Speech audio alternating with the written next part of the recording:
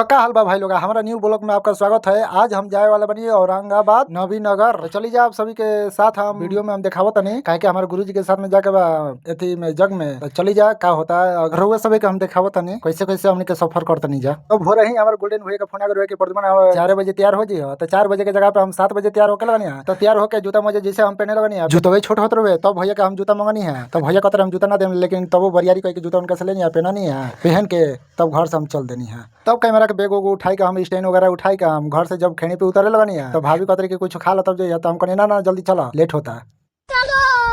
रोम रोम भाइयों। जैसे गली में हम निकली बैग वो लेके तो देखनी कि आगे 2-4 गो आदमी ठड़ा रहा चाह खाता कत रहा हमरा के।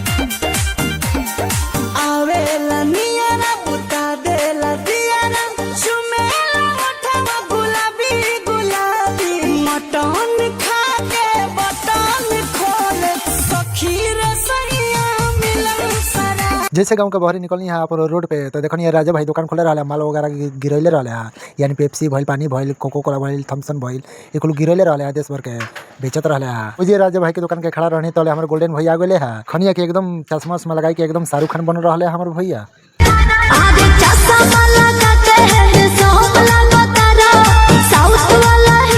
तब गोल्डन भैया कहता कि लेट होता पर तुम जल्दी गाड़ी पे बैठा। तब हमने चला जो सर देने कहा कि गुरुजी के फोन आ गए तो कहता लगा गुरुजी के आवो लोग लेट होता है जाके बा बहुत दूर के सफर करे के बा।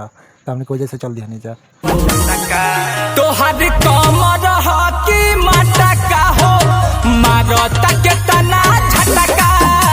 जैसे हमने के पौड़ी क्रॉस करनी जाता पूरा धूर वगैरह उड़ाते रहे तो गोल्डन भैया बांध ले रुमाल कर बाद काजन कहाँ से फोन आगे लगल बात करे भैया। तब वजह से हमने आगे बढ़ गए नहीं जा।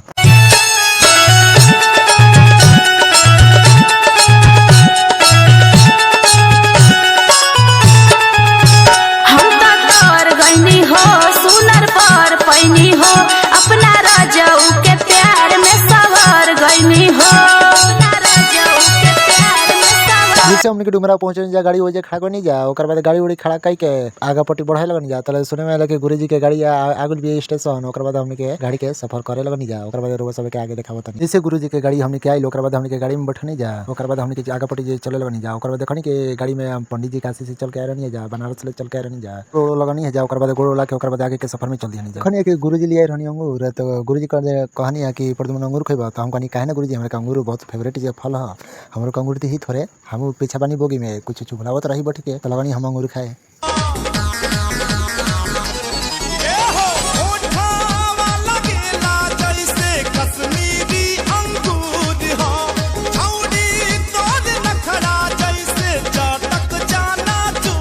हम अंगूर खाई में आतन व्यस्त हो गए तो हमें पता नहीं होगा कि नवीनगर हमने के कब पहुँचनी जा।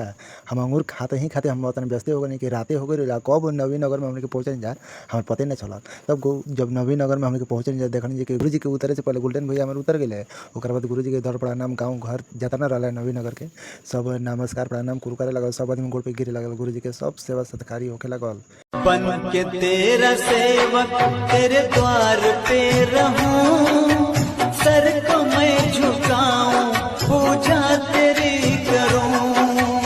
तो हम देख सकते लोग हमारे गुरुजी के आता ना पब्लिक के गोड़ लगे में ये वो खुशी मिलत रहे पब्लिक लोग के गुरुजी आशीर्वाद दे तो मैंने बहुत आशीर्वाद दिया सबके। अब बच्चा लोग से आता ना लगाओ गुरुजी के हमारे हटे बहुत दिन से बच्चा लोग से बहुत लगाव हटे, लेकिन नवीनगर जो औरंगाबाद के नवीनगर बाटे आता ना वजह आदमी बहुत बढ़िया आदमी रहे, फ्रेश आदमी रहे, लोग सब मान जान बहुत कदर कैले लोग वजह। अब गुरुजी भीड़ भड़का से जब हटनी तब मंदिर ओर के तरफ गई नी। ओकर बाद देखनी कि शिवलिंग जो रहे शिवलिंग के आगा जो बसाहा रहे जो बैल रहे शंकर जी के उनकर के घेर घार के रखले रहे लोग बात से। ओकर बाद गुरुजी कहनी कि लाटा दियो। ओकर बाद बजरंग बली के सामने गनी जा गए गुरुजी हमार। ओकर बाद धीरे धीरे खेणी पे चढ़ाले गुरुजी आ सीधे मंदिर में घुसली हमारे गुरुजी। ओकर बाद साक्षात एकदम आता ना बढ़िया से सेवा कनी गुरुजी बजरंग बली के। ओकर बाद घंटी उंटी बजैनी। ओकर बाद जाई के साक्षात गोड़ पे गिर गई एकदम गुरुजी के गोड़ लगा ही के कुछ तरीका लगा माने सब सुत के गुरुजी हमारे गोड़ लगली है बजरंग बली के। माता अंजनी के लाल करथे दौलत काल, माता अंजनी के लाल काल ब्रह्मचारी, भक्ति है अपार पाए राम के दुलार, हे बजरंग बली बिनती सुन ले हमार। तो बजरंग बली से भेंट कैला के बाद ओकर बाद गोड़ ओड़ ला के ओकर बाद काली माई के मंदिर में गुरुजी हमार आइनी चौकट के गोड़ लगनी। ओकर बाद चौकट के गोड़ ला के जब अंदर प्रवेश कैली गुरुजी हमार अंदर प्रवेश कैला के बाद सीधे काली माई के अंदर जरी पहुँच के वहाँ माथा अपन पटकनी। ओकर बाद माने गोड़ लगनी गुरुजी गोड़ ला के सीधे प्रार्थना कैनी काली जी से।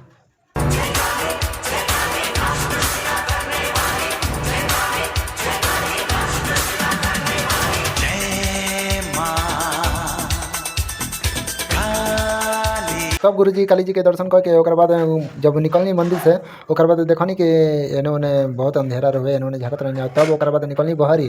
ओकर बाद भक्त कुल जितना गुरुजी के हमारे एथी रहा लोग भक्त काली जी के सेवा करे वाला जितना आदमी गाँव घर नवीनगर के रहा सब गुरुजी के साथ में खड़ा रहा लोग। जितना पब्लिक वजह नवीनगर के रहा लोग सब कोई गुरुजी के पीछे लगा रहा। हम अपन मोबाइल लेके एने ओने अपन सीने लेबे में अपन व्यस्त रहनी है। तो देखनी कि हमारे मुँह पे छिटकावर देवे लगल। तब वजह से साइड हम हटनी। ओकर बाद आगे के गुरुजी के जरी गई देखनी कि वजह के जो नवीनगर के रोशन भैया रहा माने गई तो जान पहचान वगैरह। तो वो जगह मुखिया जी जो रहे तो कठौत में पानी लेके आई के गुरुजी के पाँव वगैरह धोए लगनी सेवा करे लगनी। सारे तीर्थ धाम आपके चरणों में हे गुरुदेव प्रणाम आपके चरणों में। गुरुजी के सेवा कैला के बाद हमारे जौन पंडित जी गए रहनी गुरुजी के साथ में उनको के गोड़ वगैरह धोआइल। आतना मॉल मॉल के धोले हमारे रोशन भैया के जौन बड़ भाई रहा आतना मॉल मॉल के धोनी आतना सेवा कैनी माने पंडित जी के जौन हमारे गुरुजी के साथ में पंडित जी गए रहनी। हम बहुत सेवा कैनी गुरुजी के साथ में जौन पंडित जी गए रहे नवीनगर के जितना भी आदमी रहा सब सेवा कैलस हमारे पंडित जी के। उनकर गोड़ आतना गुरुजी के साथ में जौन पंडित जी रहे सबके गोड़ वगैरह धोए लगल। ओकर बाद गोड़ ओड़ धोए के बाद जब गोड़ ओड़ धोआ गए सबके तो जौन गोड़ धोआवन रहा माने छिपा में गोड़ धोए रहे सबके गंगाजल समझ के सबके ऊपर आदमी छिड़के लगल। जौन मुखिया जी रहनी गंगाजल लेके सगरे छिड़के लगनी। सब जितना भक्त रहा लो जितना गाँव घर के नवीनगर के जितना भी आदमी पब्लिक जितना रहा उ सब पे छिड़का लगल। जो हमारे रोशन भैया के जो बड़ भाई रहा अपन लेके एक बच्चा उनको पे छिड़का। ओकर बाद मुखिया जी बैठनी हो जाए कुछ देरी बातचीत चलल। ओकर बाद हमने के गनी रूम पे जहाँ स्थान रहा यदि तुमको वीडियो अच्छा लगल तो चैनल के सब्सक्राइब कर लियो। हमारे फेसबुक प्रद्युमन ब्लॉग वीडियो को फॉलो कर लियो। ओकर बाद फिर मिलल जी नेक्स्ट वीडियो में। तब तक ले बाय।